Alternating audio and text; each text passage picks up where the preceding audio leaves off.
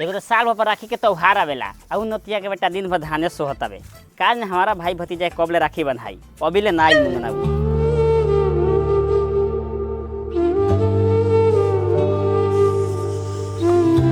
ए पलटनवा के माई सुनो तारू हो।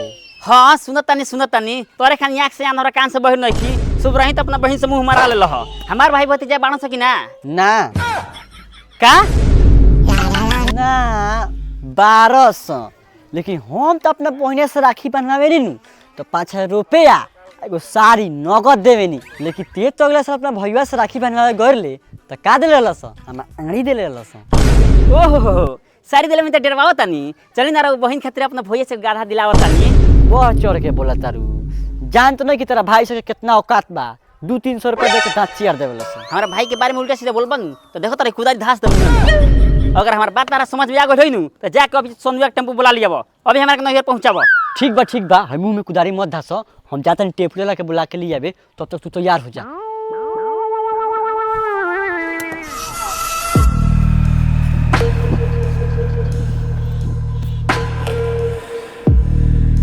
उधर से भाग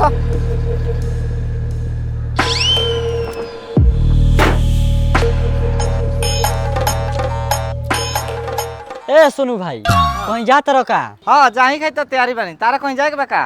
हाँ जाए के बा डुमरिया से गोपालगंज कर पे भाड़ा लेब सही बताइए। का हो भूटन भाई ससुराल जा तारा का? ससुरारिये जाए के बा का भूटन भाई का तारा से भाड़ा ली हो अपना साली से वो चुमे ना दिवा दी। मर्दे मजाक मत करो एगो अपने मेहरारू गार फोड़ ले बिया बताओ कर पे भाड़ा भइल। ठीक बा चलो तैयारी करावा जौन बुझाई तौन दे दिया।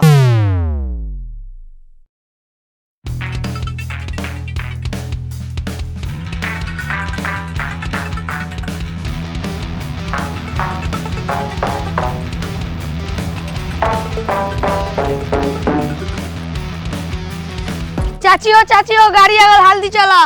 कब वो गाड़ी आ गइल? रे निकल रे घर में से जल्दी गाड़ी आ गइल। जल्दी चलो टाइम ज्यादा हो गइल दही बैग में हम रख दी। अरे चले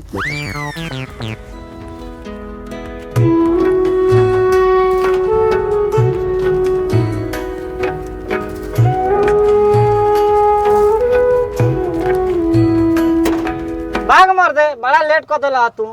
बाग जी कहाँ लेट भइल बा चले।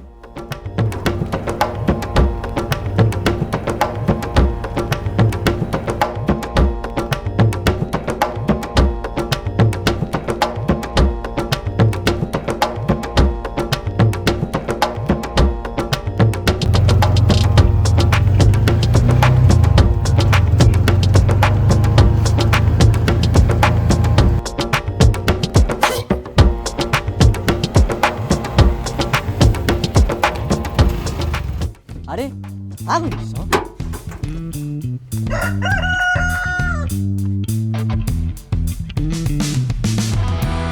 उतर के चल चलो बेगवा का तार दादा ले जाइए ना हम दादा ना ले जाइए हम ये ले जाए दो चलो।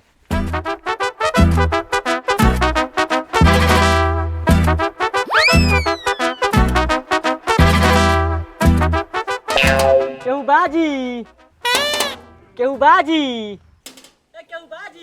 अरे काचरा नहीं खे जा लोग बिहार नहीं हो। देख तो यही सब ना आवे नी हमरा कनु काचरा वाला समझता रसो वैसे भी हम काचरा वाला से कम थोड़े बानी घरवा का सबसे बड़का काचरा नु हम ये उठा के ले गइल बानी। का कहल हो? कुछ ना ए भैया खोलो ना के मारी हम आइल बानी तार फूल कुमारी। दीदी तू आ गइलू जीजा जी प्रणाम। दीदिया ते जो अंदर हम जीजा जी के बैठावत हैं। ठीक बा बाबू बैठी जीजा जी बैठी। दी बेगवा जीजा जी बेगवा बड़ा भारी बा हमरा खाती का ले आइल बनी? बेगवा तो भारी बरलही बा खोली नहीं करा की रौरा खाती शर्ट पैंट और रौरा मेहरारू खाती चूल। सुनी ना जीजा जी ऐसन ऐसन बात जन रौरा बोली ना तो सुन लेनी हमार मेहरारू तरा जीजा जी यही जा बैठी तले नाश्ता लेके आवत नहीं हम।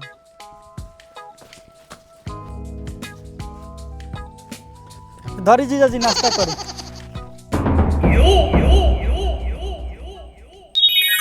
अरे तकले का झाट मानी लार खाई ना। मने हम लार खाई अरे जीजा जी हमारा कहे के मतलब बिस्कुट खाई। ए हमर बबनी कर लखी आवे के आयल भी है कि ना देखी तो तनी मेहमान जी आ गल बनी ला तो बबनी भी आ गल। अरे ससुर जी प्रणाम। हाँ खुश रहा। नाश्ता वास्ता भइला कि ना? बाबूजी हमको ये बताइए, ये मेरा फैसिलिटी जो दिख रहा है बिस्कुट खाने वाला है? बिस्कुट नहीं खाइएगा तो छोटा वाला झाट खाइएगा। तो बहन चो ससुरारी में कोनो इज्जत नहीं के बोलले हम बेकार बाबी। जाई घर में जल्दी भेजी कि राखी बना कम जाई जल्दी घरे। बाबूजी प्रणाम। खुश रहा। कहाँ रोला इतना देर से? हम कबे से आके बैठल बानी। मैदान करनी है जानते तन वापसी हो गल बनी ओइसे तनी आधा घंटा लाग जाता। ठीक बाबूजी रोग बैठी, हम बबुओ के तनी राखे बांध दी। ठीक बा जा जा।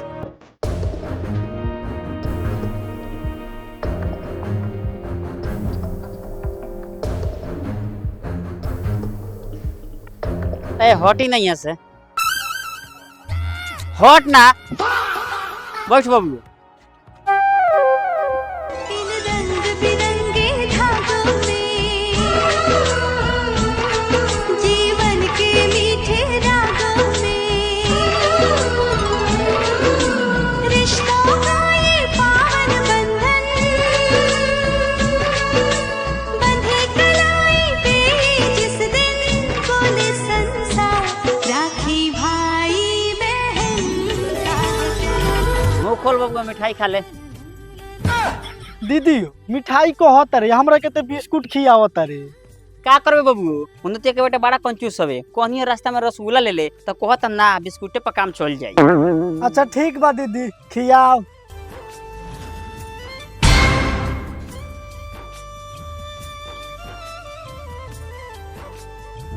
भैया मेरे राखी के बंधन को निभाना, जब में हाथ डाले हो तो कम से कम 10,000 लेकर बाहर आना। दीदी 10,000 का चल ना तोरा के बगल वाला खेतवा लिख देता नी। हाँ लिखवा ले ई मौका फिर कब ना भाई। कौन भाई जो हमारे खेत लिखा के नाम लेता रे हमरा जिंदा रहते।